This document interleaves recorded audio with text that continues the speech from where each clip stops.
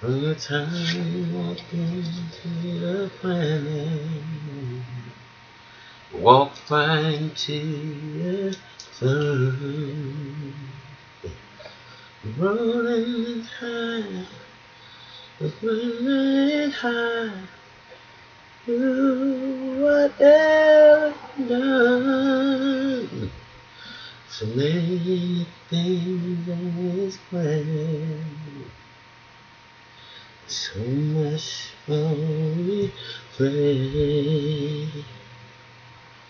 Road running high, the sky. Never play. It's the circle of life. It rules us all. Bend down through faith and love till we find our place in this world unwinding. In the circle of life. Hey, good morning, good afternoon, good evening, family. I know I fumbled them words all up, but it's the thought that counts, and I'm gonna tie it all in a second. I've been away for a few days. I'm still kind of messed up over Corinne Gaines and the shooting of her son, and this continuous turn up. Well, I don't know so much if it's turn up or if it's the fact that we have cameras now. But what I do know is this. We got two problems here, serious problems, black folk. Two serious big problems. But it's the circle of life. It's the circle of life. And just hear me out. One of them is, it's a waste of your time to keep trying to convince white folk that we're being targeted. I mean, this conversation is old. I mean, I'm past 50. Okay, so I'm part of the revolutionary, baby. I grew up in the 60s. Okay, that was part of my landscape. But really, the 70s was more of my shit. But still, the 60s was my landscape. Okay, I was 10 years old in 1969. So part of my youth was indoctrinated with Malcolm X being killed, with who my family knew personally, with John Kennedy being killed. I think I was like 4.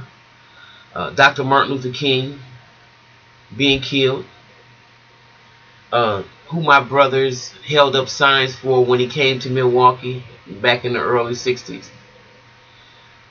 My point is this. It's the circle.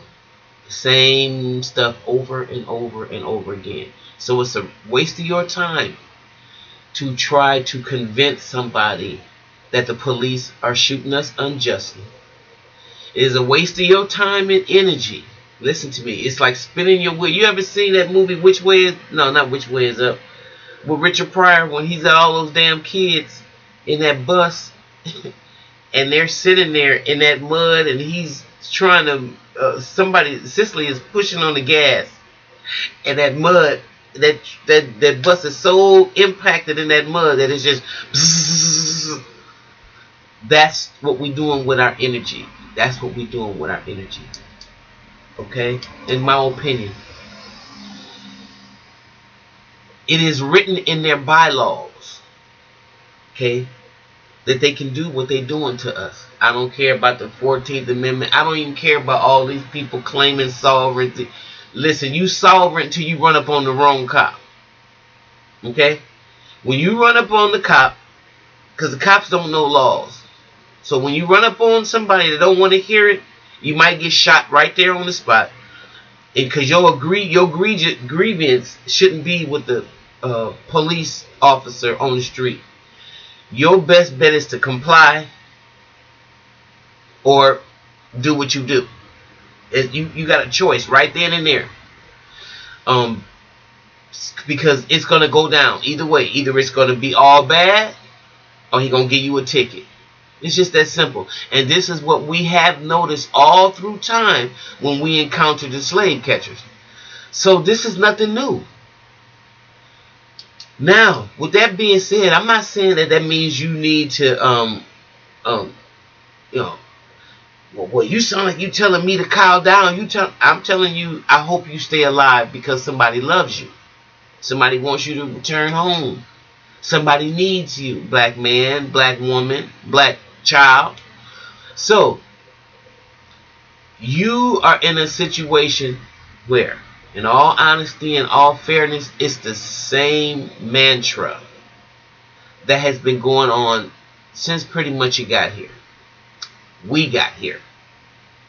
Now, in my opinion, when I think about Karine,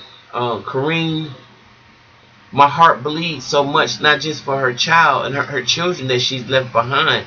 It was almost as if she committed suicide. It was almost as if she committed suicide. Knowing that a white officer with any officer, more than likely, because the good officers are up against the bad officers as well.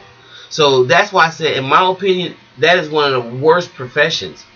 People, we need the officers, as well as we needed the slave catchers. So, but with that being said, their job is to protect the status quo, and we can't minimize that or act as if that's not the reality.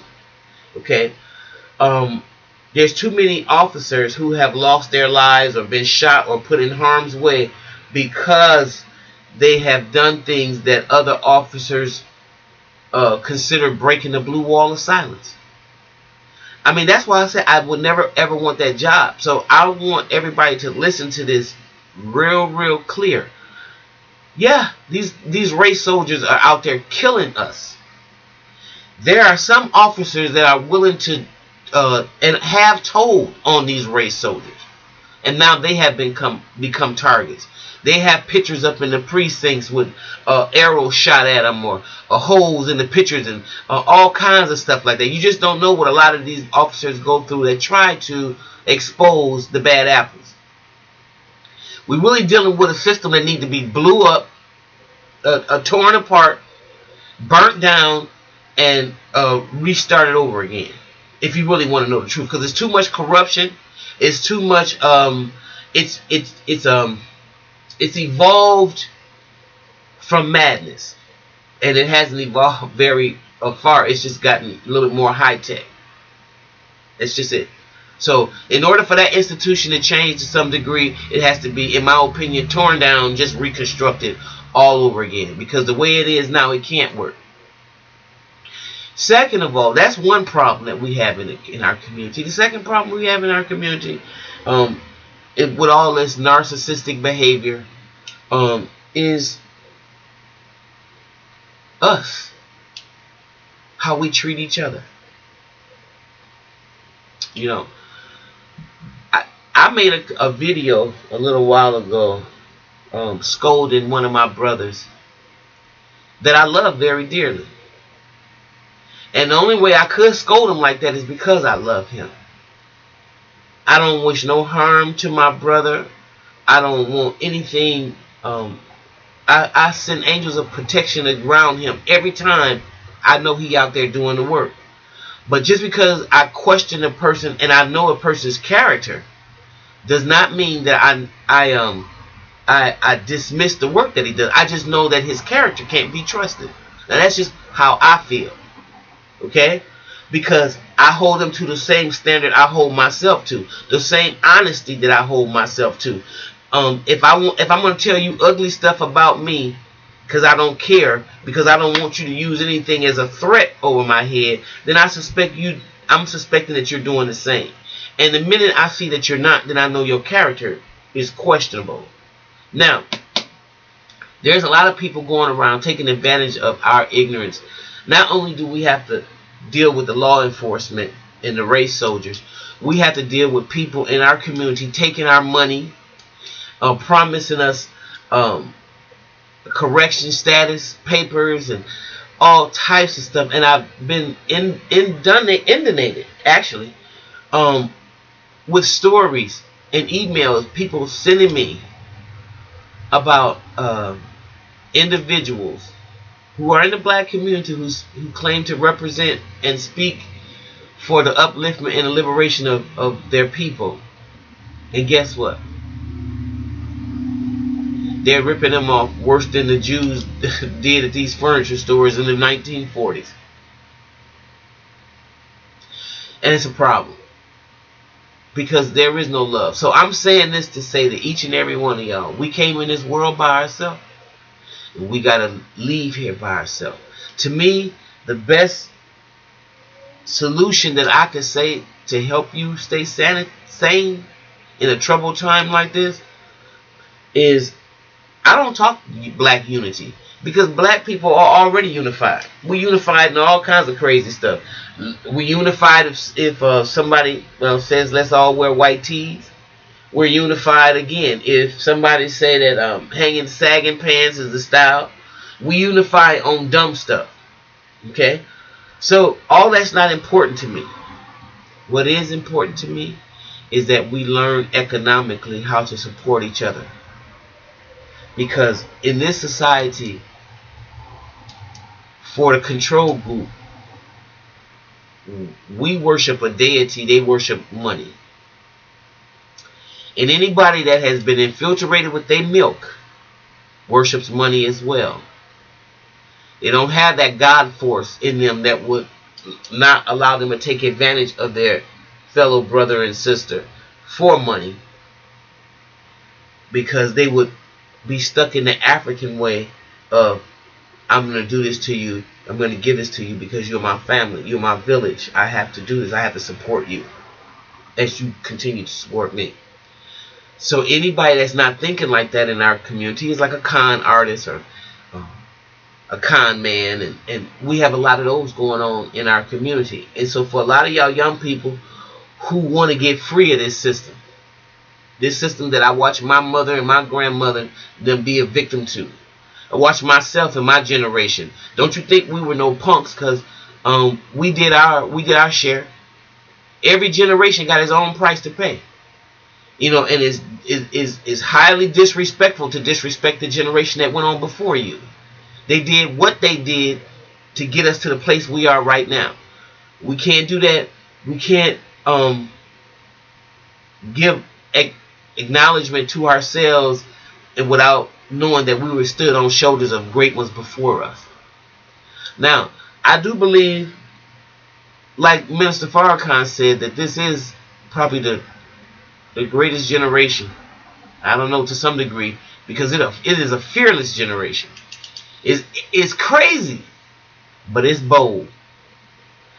And if that boldness can get some education behind us and pay some homage to the past, because their mothers and grandmothers dropped the ball, didn't give them the right download, the right information that they needed, so that fearlessness can match their mentality. When that happens, this whole situation is going to change overnight, and I know that it will. Because this generation is not going to take the same things that the generations before took. Otherwise, this whole stuff is just going to blow up. It's just not going to happen. And I would not want that to happen. But one thing, I am a realist, and I know that one thing about fire, when it comes and burns everything down in its place, everything comes up new again. So if that has to happen in the interim of trying to make it right, then that's just what history is going to record us as. We have a chance, people, every day to change history. Let's see how good of a job we're going to do. Alright, thanks for being out there. I'll see you a little later on the next video in the mental house.